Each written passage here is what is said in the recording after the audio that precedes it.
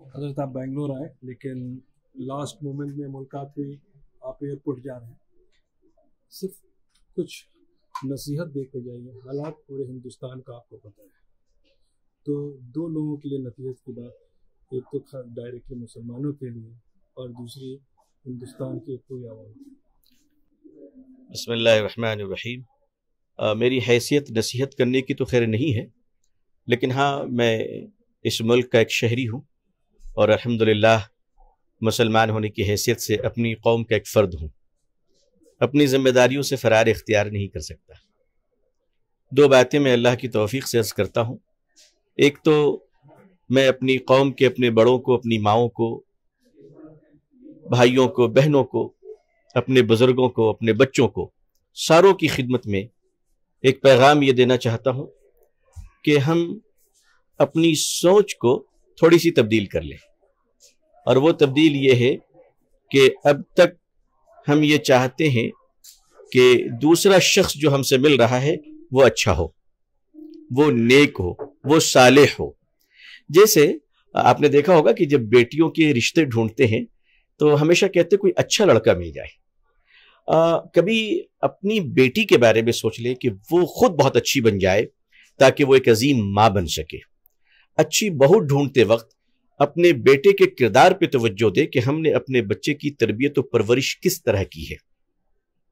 اسی طرح جب ہم کوئی چیز اچھا ڈھونڈیں تو اس وقت ہم یہ کوشش کریں کہ ہم خود اچھے انسان کیسے بن جائیں۔ ہم ہمیشہ سوچتے ہیں کہ ہمارا پڑوسی اچھا ہو۔ میں کہتا ہوں کہ اب یہ سوچنا ہم بند کر دیں، ہم خود ایک اچھے پڑوسی کیوں نہیں بن جائیں ہم دوسروں کے لیے۔ میرے ایک دوست ہیں جناب ابراہیم خلیل اللہ صاحب، یو ایس اے میں، انہوں نے مجھے بتایا کہ ہم نے ایک بڑا سا ماشاءاللہ بنگلو خریدا، اللہ ان کو مبارک فرمائے۔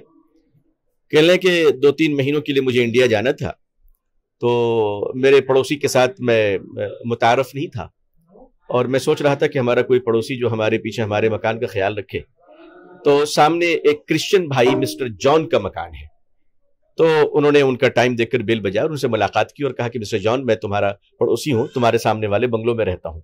انہوں نے بہت وارم ویلکم کیا اور کہا آپ میرے گھر پہ آئیے، چائے پیجیے، بتائیے آپ کا کیا حکم ہے۔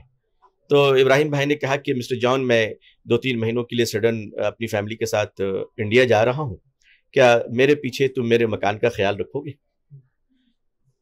شارٹ میں ابراہیم بھائی نے بتایا کہ جب وہ لوٹے ہیں تو مسٹر جان اپنے چھٹیوں کے دنوں کا پورا استعمال ان کے مکان کو صاف کرنے میں، ستھرائی میں، ان کے باغ میں باغیچے کی دیکھ بھال کرنے میں، اس کے پودوں کی بڑھی ہوئی شاخوں کو درست کرنے میں وہ اپنا وقت، ان کے لوٹنے تک انہوں نے پورا وقت دیا، اور کچڑوں کو جمع کر کے وہ کچڑے کے ڈبے میں رکھنے جاتے تھے۔ کتنا اچھا لگا سن کر کے، سبحان اللہ، کتنا اچھا پڑوسی ان کو ملا۔ لیکن میں یہاں پہ کہتا ہوں کہ اس کو ہم اپنے اوپر لے لیں، کیا ہم اتنے اچھے پڑوسی دوسروں کے لیے بن سکتے ہیں کہ ہمارا پڑوسی ہمیں مس کرے؟ کیا یہ انسان رہتا ہے تو کتنا اچھا لگتا ہے۔ آج ہم بوجھ کیوں بن رہے ہیں لوگوں پر؟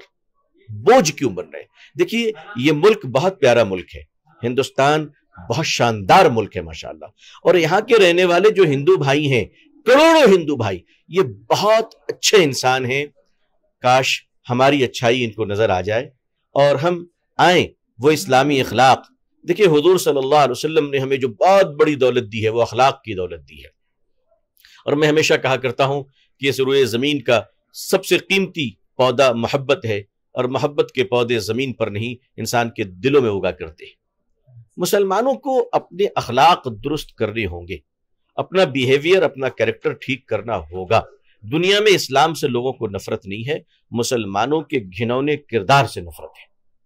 ہمیں ماننا پڑے گا کہ ہماری نوجوان نسل کو ہم سنبھال نہیں پا رہے ہیں، ہمیں ماننا پڑے گا کہ ماں باپ اپنی اولاد کی تربیت نہیں کر پا رہے، ہمیں یہ ماننا پڑے گا کہ ہم نے کھانے پینے پہ جتنی توجہ دی ہے اپنی ملت اور قوم کی اجتماعی قوت کو بڑھانے پر اس کا 40واں حصہ بطور زکوٰۃ بھی توجہ نہیں دی ہے۔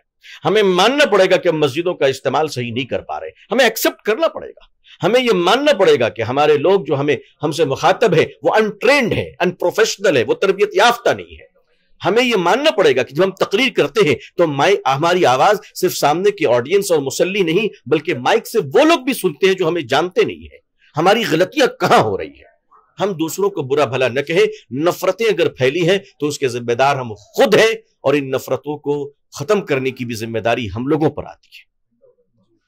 میں بہت صاف لفظوں میں کہہ رہا ہوں، اور اس ملک کو ہم یہ پیغام دینا چاہتے ہیں کہ آئیے ہم سب مل کر اس ملک کو بچا لیں. ملک اگر بچا رہا انشاءاللہ تو نیشنلٹی بھی رہے گی، پاسپورٹ بھی رہے گا، گھر بھی رہیں گے، دفتر بھی رہیں گے، ہم بھی رہیں گے، آپ بھی رہیں گے. بہت شکریہ.